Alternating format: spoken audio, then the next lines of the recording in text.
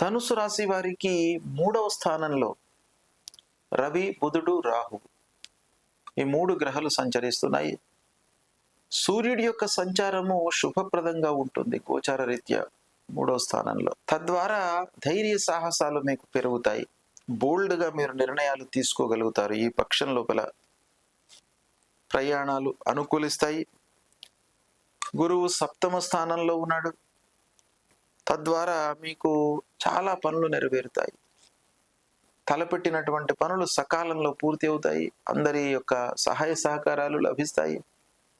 ఇంటిలో భార్య, పిల్లలు, కుటుంబ పెద్దలతో అందరితో కూడాను సౌఖ్యంగా ఉంటారు. ప్రత్యేకంగా దాంపత్య సౌఖ్యము ఈ పక్షం లోపల లభిస్తుంది. పురుషులకు గౌరవ మర్యాదలు ప్రత్యేకంగా ఈ పక్షం లోపల లభిస్తాయి. శత్రువులపై విజయము చేకూరేటువంటి అవకాశము ఉంది. వాహనముల మూలకంగా మీకు లాభము అంటే పనులు నెరవేరుతాయి. వాహనాల మూలకంగా మీరు ఫ్రీక్వెంట్గా చేయవలసినటువంటి స్థితి ఏర్పడినప్పటికీ లాభం కనబడుతుంది. ఆధ్యాత్మికత పెరుగుతుంది. భక్తి భావనతో ఉంటారు. ఖర్చులు నియంత్రణలో ఉన్నట్టయితే ఈ ధనుసు రాశి వారికి ఈ పక్షం శుభ ఫలితాలను ఎక్కువగా ఇస్తుంది.